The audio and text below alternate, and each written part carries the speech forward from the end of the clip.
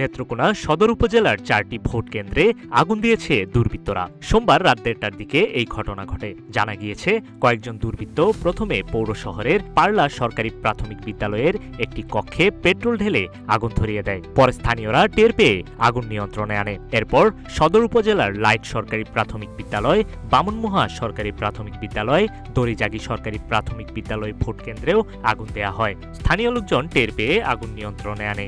সদর সার্কেলের অতিরিক্ত পুলিশ সুপার বলেন, আতঙ্ক সৃষ্টি করতে দুর্বৃত্তরা এমন ঘটনা ঘটাতে পারে বলে ধারণা করা হচ্ছে। সিসি ক্যামেরার ফুটেজ বিশ্লেষণ করে ঘটনার সঙ্গে জড়িতদের আইনের আওতায় আনার চেষ্টা চলছে। নেত্রকোনার সদর উপজেলা নির্বাহী কর্মকর্তা জানান, কেন্দ্রগুলোর তেমন কোনো ক্ষয়ক্ষতি হয়নি। কেউ আতঙ্ক সৃষ্টির উদ্দেশ্যে এমন ঘটনা ঘটাতে পারে। বিষয়টি তদন্ত করে আইনি ব্যবস্থা নেওয়া হবে।